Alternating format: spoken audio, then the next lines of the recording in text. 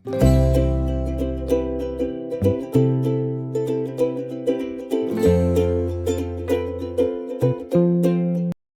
Guys, welcome back to our channel. So आज आहे गुढीपाडवा आणि मराठी नूतन वर्ष.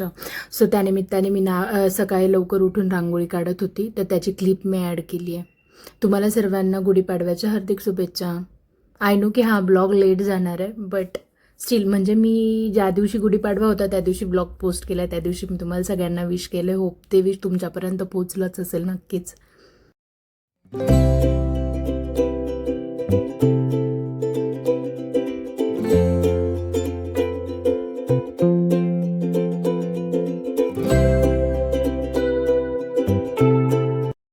ॲक्च्युली ना कॅमेऱ्याचा अँगल नीट येत नव्हता, म्हणून मग व्हिडिओला पण नंतर जी काढलं आहे ना, म्हणजे आता हा फायनल लूक आहे रांगोळीचा.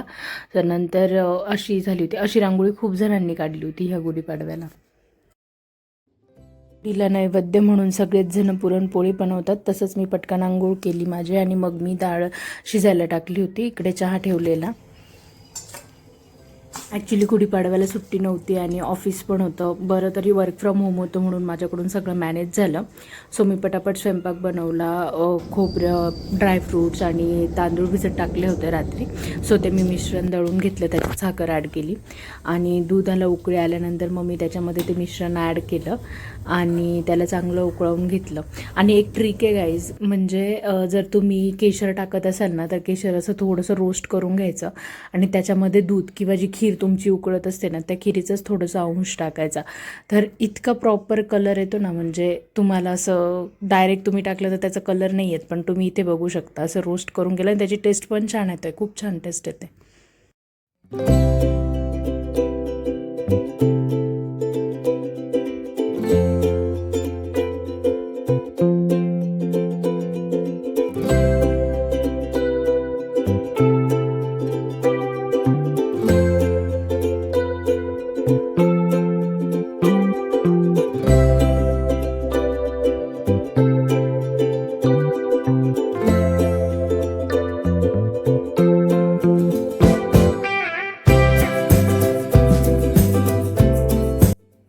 त्याच्यानंतर भजनची तयारी करून घेतली. इथे ना आपले छोलेची डाळ असते ना, छोले होते आमच्या घरचे, तर त्याचं पीठ केलं होतं मम्मीने. तर मग त्याचे भजे खूप छान येतात असं ऐकलं होतं मी, तर मग मी त्याचे बनवून बघितले. इकडं मी पूर्णामध्ये साखर टाकली होती, भज्यांचं पीठ भिजवून घेतलं, पटापट सगळं आवरलं आणि डाळ साखर टाकून आटवायला ठेवली होती. नंतर हे सगळं मिश्रण करून घेतलं होतं आपलं सारसाठी, तर ते दळून घेतलं आणि त्याला छान फोडणी देऊन घेतली.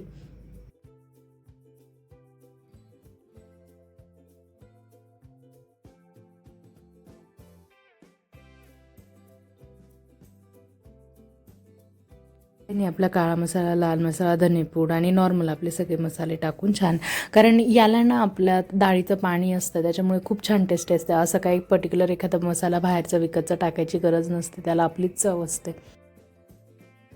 आणि मला तरी पुरणपोळीपेक्षा सारभातच आवडतं. पुरणपोळी मोस्ट ऑफ द लोक ज्यांना गोड आवडतात तेच पुरणपोळीचे फॅन आहे, पण बाकी लोक तर सारभातच एन्जॉय करतात माझ्यासारखे. पुरणपोळीचा स्वयंपाक म्हटलं की भांडे पण खूप निघतात, पण मला एक भांडं घासायची वेळ नाही आली, कारण मम्मींनी सगळं आवरलं. त्या मला कायमच मदत करतात, म्हणून मी जॉबसोबत हे सगळं पण करू शकते. पाणी ॲड केलं होतं. पाणी ॲड करून नंतर थोडंसं राहू दिलं आणि त्याला असं तेल सुटल्यानंतर मग मी वरून आपलं जे डाळीचं पाणी काढून ठेवलेलं होतं ना, ते टाकलं आणि त्याला छान उकळी येऊ दिली.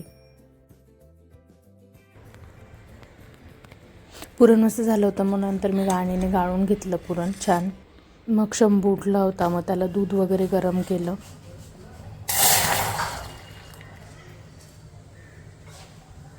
काय तू आता उठली? Good morning. गुढीपाडव्याच्या आणि मराठी नवीन वर्षाच्या तुला हार्दिक शुभेच्छा. हॅपी गुढीपाडवा पिल्लू. तू काय रांगोळी बघतोय मम्माची? तुझी सायकल का बरं लावली? ते कुत्रे आणि ती माऊ येते ना म्हणून, घाण आपली रांगोळी मोडून जाईल ना. ती छान रांगोळी काढली आहे ना, बघ बडं वरती बघ माझ्याकडे. चालवायची नंतर. मी कणिक करून ठेवली होती, मग पटकन पुरणपोळ्या लाटायला घेतल्या.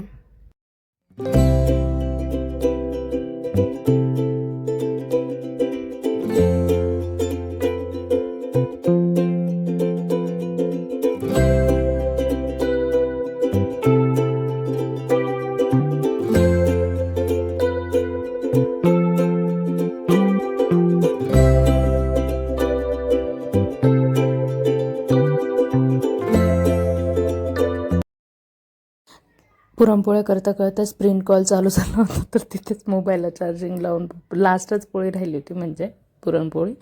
तसं केलं मी पटकन. मग तेल गरम केलं, कुरडया तळल्या. आणि ना खानदेशामध्ये जे खानदेशचे असतील त्यांना माहिती की तिकडे किती प्रकारचे पापड केले जातात. तर ते सगळे पापड मी तळले.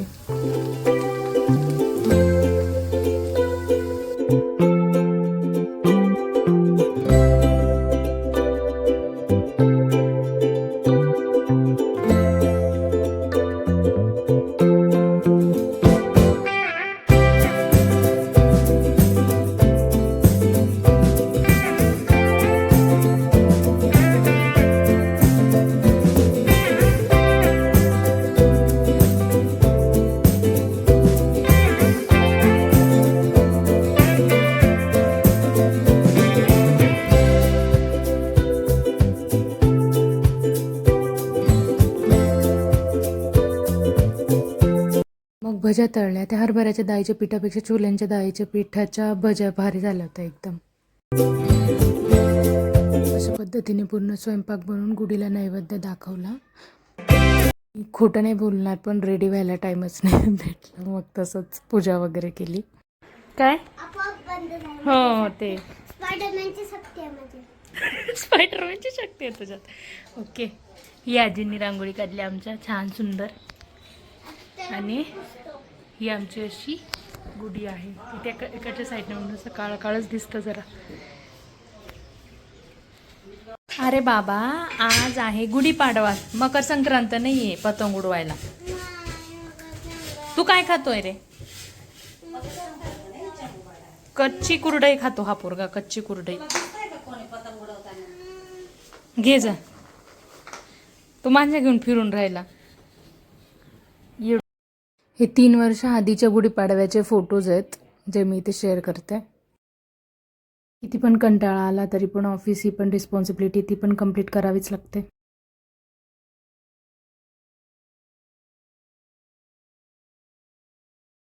ह्याला ना आवडत काहीच नाही, पण नुसतं फक्त घ्यायची हौस आहे. खाल्लं तर एक घास पण नाही त्याने नीट. आणि आता विचारलं मी कसं आहे, तर म्हणे छान आहे छान आहे. आणि नंतर 2 घास पण नाही खाल्लं, त्याचं मला खावं लागलं ते पूर्ण. कसं आहे? नुसतं फक्त घ्यायचं राहतं तुला.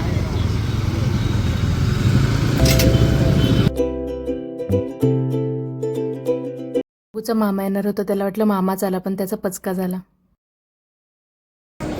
Hello friends, welcome back to our YouTube channel. आज आम्ही आलो होतो आजीच्या घराचं इंटेरियरचं डिझाईनचं काय करायला आलो होतो आपण. कलर डिसाईड करायला आलो होतो. मग आम्ही आता इथे जेवण करतोय. जेवण नाही, मस्तानी पितोय. मस्तानी बर्गर करतोय. मस्तानी बर्गर करतोय.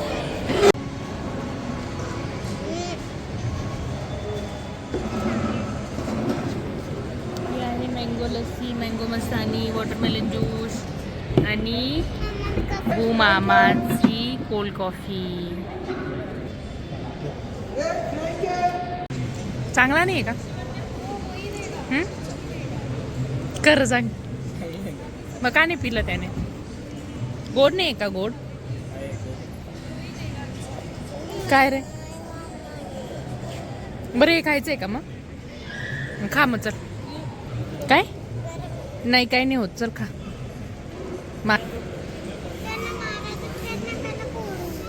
मारायचा प्रयत्न केला, रोडून जाता. मग त्यांना पंख आहे ना. चल खा पटकन.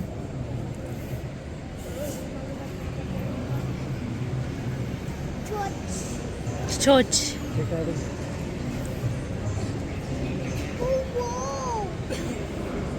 याला वाव, वॉटरमेलन ज्यूस प्यायला नको त्याला. Note.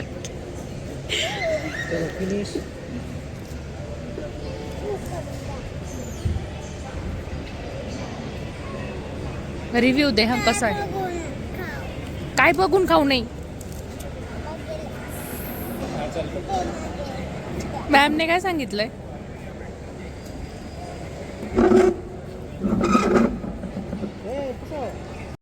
Thank you so much for watching, guys. If you like this video, please do like, share and subscribe to my YouTube channel.